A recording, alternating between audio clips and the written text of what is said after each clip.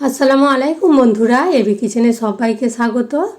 চলুন তাহলে আজকের আমার রেসিপিটা শুরু করা যাক। আজকে আমি একটা ডালের রেসিপি করব, অতি সাধারণ আর খেতে এত টেস্ট হবে, ওই ডালের তরকারি দিয়ে ভাত চলে যাবে।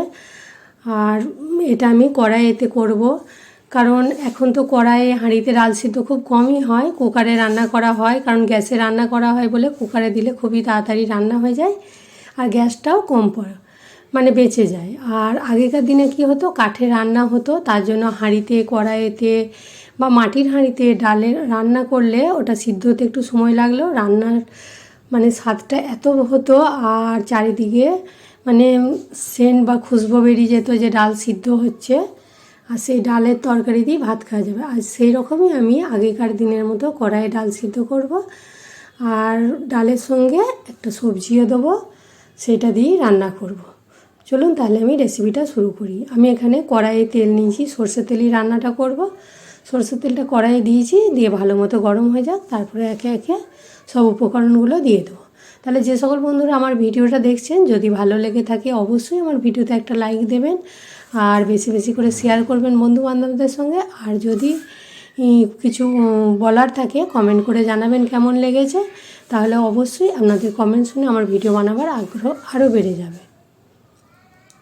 এখানে তেলটা গরম হয়ে গেছে ভালো করে, একটা তেজপাতা দিলাম আর একটা পেঁয়াজকে কচিয়ে নিয়েছি সেটা দিলাম।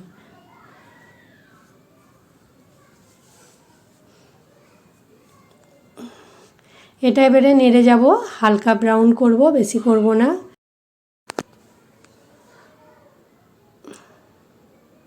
আর এদিকে আমি এখানে পোল্লা নিয়েছি, এটাকে আমরা বলি পোল্লা, আপনারা কে কী বলেন আর সেটা অবশ্যই কমেন্টে জানাবেন।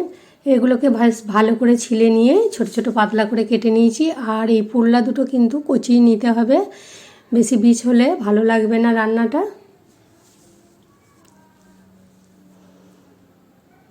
এবারে একে একে আমি মশলা দিচ্ছি।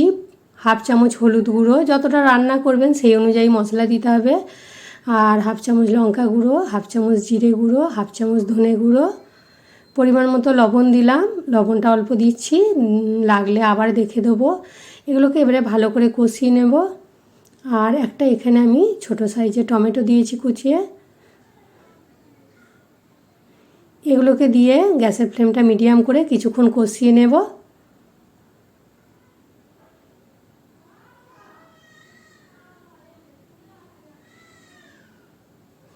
3-4 মিনিটের মতো কষানো হয়ে গেছে। এবারে আমি এখানে পোল্লাগুলো পরিষ্কার করে ধুয়ে নিয়েছি, এগুলো একে একে দিয়ে দেবো, দিয়ে কষতে থাকবো।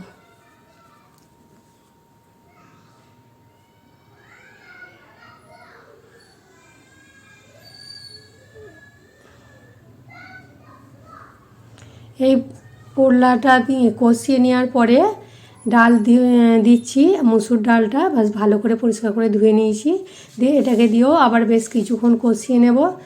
মিনিট 7 মতো পোল্লা আর ডাল দুটোকে একসঙ্গে ভালো করে কষিয়ে নেব।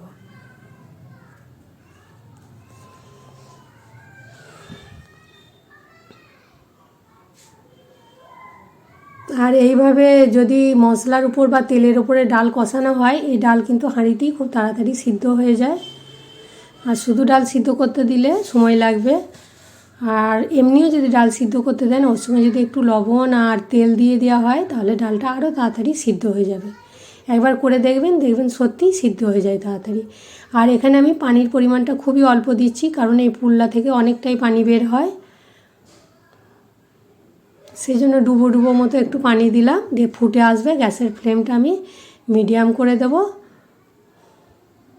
কিছুক্ষণ হচ্ছে, এখন কিছুক্ষণ হওয়ার পর ঢাকাটা খুললাম, ডালটা বেশ ভালো মতো সিদ্ধ হয়ে গেছে।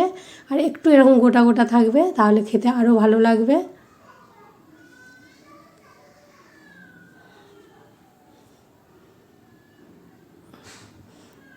একটু লবণটা চেক করে নিচ্ছি। এইভাবে লো ফ্লেমে লবণটা একটু লাগতো, আমি দিলাম। লো ফ্লেমে আরও কিছুক্ষণ হবে, মিনিট 5-7 মধ্যে। আর ডাল আর পোল্লা দুটোই আমার সিদ্ধ হয়ে গেছে, আরও একটু গলা মতো করে দিচ্ছি।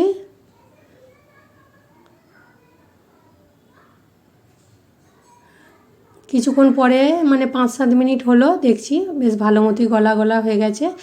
এবারে আমি ঢাকা দিয়ে রেখে দেব, দিয়ে ফোড়নটা দিয়ে দেব।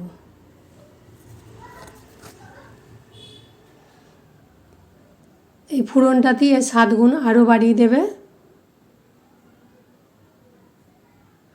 এখানে আমি সরষের তেল দিচ্ছি কিছুটা, বেশ ভালো করে গরম করে নেব। এবারে গোটা জিরে দিলাম, একটা শুকনো লঙ্কা, আর দেবো রসুনকে, কিছুটা রসুন নিয়েছি 7-8 কোয়া, রসুনটা একটু বেশি করে দিয়েছি, ওটাকে থেতো করে দিয়েছি। দিয়ে হালকা ব্রাউন কালার হবে, ফোড়ন দিয়ে দেবো। আর এর ওপরে যদি একটু কাশ্মীরি লঙ্কা দিয়ে দেন, কালারটা আরও ভালো লাগবে। আমার বাড়িতে কাশ্মীরি লঙ্কা ছিল না বলে আমি আর দিলাম না, দিলেই ফোড়নটা আরও দেখতে সুন্দর লাগে, কালারফুল।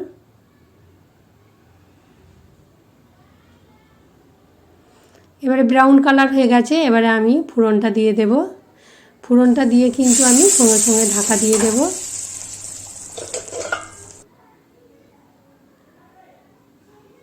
2 মিনিট পরে ঢাকাটা খুললাম, খুলে এবারে একটু গরম মশলা পাউডার দিয়ে দিলাম, আর উপর থেকে ধনেপাতা দিয়ে দিলাম।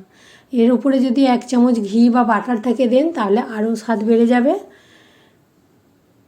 10 মিনিট রেস্টে রেখে দিয়ে এবারে গরম গরম পরিবেশন করলাম। এত সুন্দর টেস্ট হয়েছিল কি বলবো, একদম এটা দিয়ে মনে হবে ভাত চলে যাবে। একবার এইভাবে আমার রেসিপিটা দেখে বানিয়ে দেখবেন, দেখবেন যে খাবে সেই প্রশংসা করবে। খুবই টেস্টি হয়েছিল।